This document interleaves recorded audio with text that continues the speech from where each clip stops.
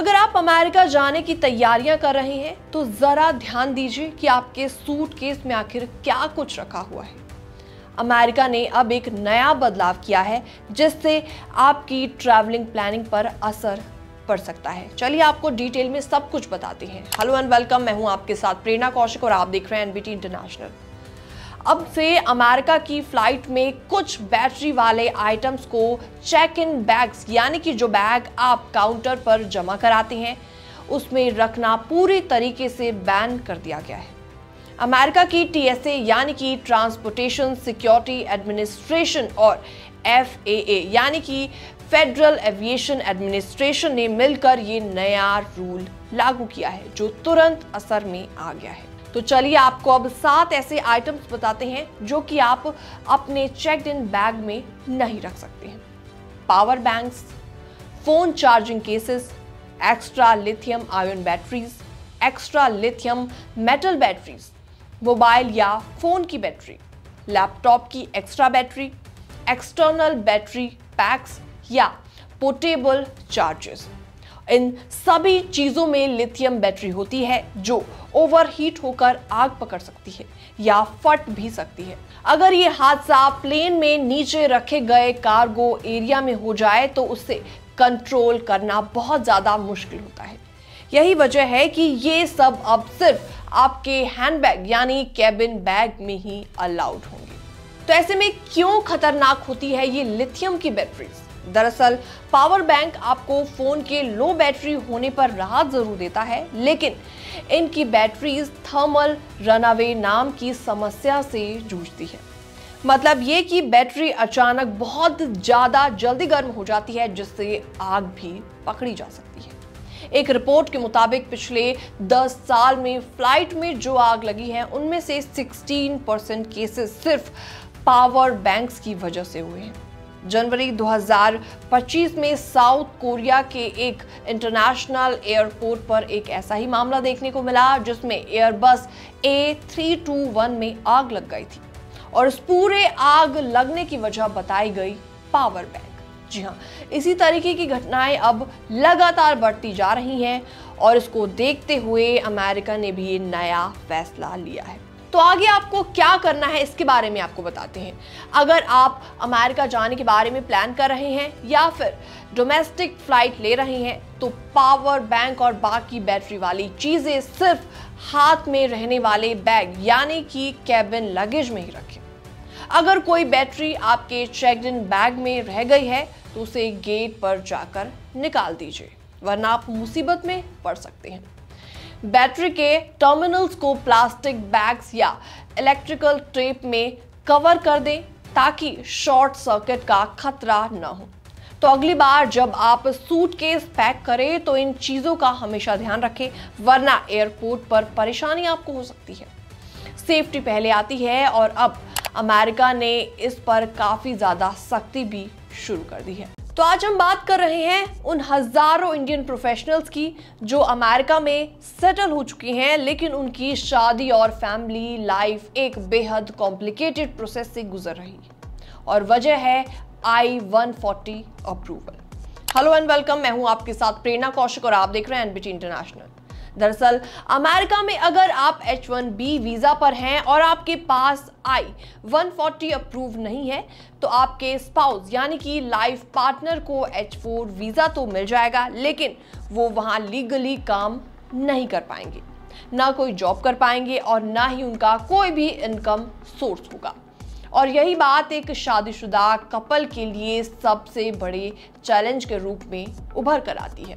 कई बार शादी के बाद पार्टनर को सालों तक सिर्फ वेट करना पड़ता है बिना किसी इनकम या करियर अपॉर्चुनिटी के। अब ऐसे में कपल्स के सामने एक टफ डिसीजन खड़ा हो जाता है, क्या अब शादी करें या सालों तक वर्क परमिट का इंतजार करें या फिर शादी ही पोस्टपोन कर दें जब तक सब कुछ सेट ना हो जाए। इन दोनों में से कोई भी ऑप्शन आसान नहीं होता।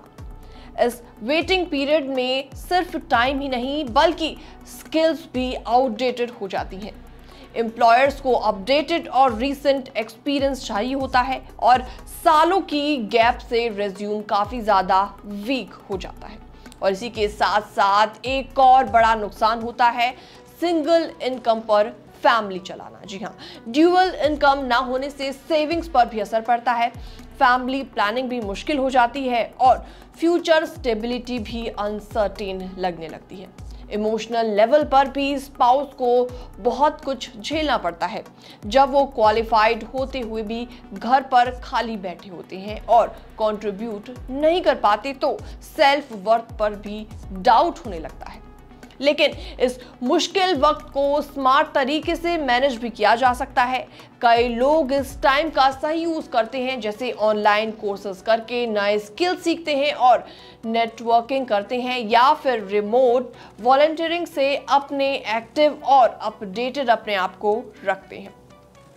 सच कहें तो बिना I-140 के शादी करना एक तरीके से पेशेंस और रिलेशनशिप की सच्ची परीक्षा है। ऐसे में बहुत कुछ इसी बीच सैक्रिफाइस भी करना पड़ता है फ्यूचर को देखते हुए। तो आप भी कुछ मिलती जुलती जर्नी से गुजर रही हैं तो एक बात हमेशा याद रखें, हर दिन फ्रस्ट्रेशन भरा हो सकता है, लेकिन इस पूरे प्रोसेस का एक गोल है, एक बेहतर और स्ट्रॉन्ग फ्यूचर मिलकर बनाना।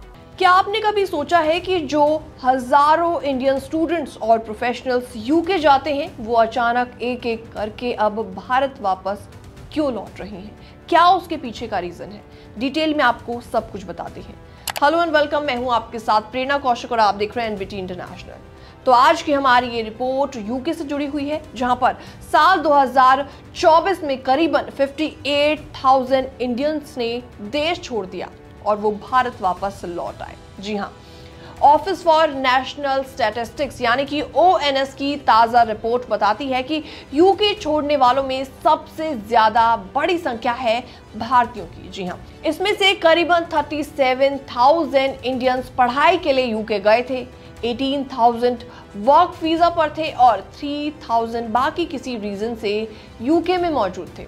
अब सवाल यहाँ पर यह उठता है कि ऐसा क्या हुआ कि इतनी बड़ी संख्या में लोग यूके छोड़ने पर मजबूर हो गए हैं और एक एक करके इंडिया लौटते आ रहे हैं। असल में साल 2024 में ब्रिटेन में नई और सख्त इमिग्रेशन पॉलिसीज लागू की गई, जैसे कि वीजा रूल्स को और भी ज्यादा टाइट करना, डिपोटेशन बढ़ाना, अवैध काम करने वालों पर कार्रवाई करना और साथ ही साथ असाइलम सिस्टम की सफाई करना। और इन चेंजेस का सबसे बड़ा असर उन स्टूडेंट्स और प्रोफेशनल्स पर पड़ा जो वहां रहना चाहते थे। कई स्टूडेंट्स की पढ़ाई पूरी होते ही उन्हें नौकरी नहीं मिल पाई और उन्हें इंडिया वापस लौटना पड़ा। वहां वीजा एक्सटेंशन और वर्क परमिट पाना अब पहले जितना आसान नहीं रहा। ONS की रिपोर्ट बताती है कि स्टडी रिलेटेड इमिग्रेशन यानी कि पढ़ाई पूरी करने के बाद लौटने वालों की संख्या ज्यादा रही है और इसमें टॉप पर रही हैं इंडियंस और चाइनीज सिटीजन्स। चाइनीज से 45,000, नाइजीरिया से 16,000, पाकिस्तान से 12,000 और अमेरिका से 8,000 लोग यूके गए थे। पिछले साल के मुकाबले यूके की नेट माइग्रेशन लगभग आधी हो गई है, यानी कि करीबन 4.3 लाख की गिरावट दर्ज की गई है। ब्रिटेन के प्रधानमंत्री स्टारमर ने इसे रिकॉर्ड फॉल बताया है और कहा है कि ये पिछली सरकार की तुलना में एक बड़ा बदलाव है। यूके की नई होम सेक्रेटरी वेट कूपर ने कहा है कि ये गिरावट इसलिए आई है क्योंकि सरकार ने डिपोटेशन बढ़ाए हैं, वीजा फ्रॉड को रोका है और असाइलम बैकलॉग कम किए हैं। अब सवाल यहाँ पर यह उठता है कि क्या यूके अब पहले जैसा वेलकमिंग देश नहीं रहा, स्पेशली इंडियंस के लिए? क्या अब इंडियन स्टूडेंट्स और वर्कर्स को दूसरे ऑप्शंस देखने चाहिए, जैसे कि अमेरिका, कनाडा या ऑस्ट्रेलिया जैसी कंट्रीज? आपका क्या मानना है? क्या यूके अब इंडिया के यंगस्टर्स के लिए बेस्ट ऑप्शन नहीं है? कमेंट सेक्शन में आप अपनी राय दे सकते हैं। बाकी वर्ल्ड से जुड़ी छोटी और बड़ी खबरें देखने के लिए बने रहिए एनबीटी इंटरनेशनल के साथ।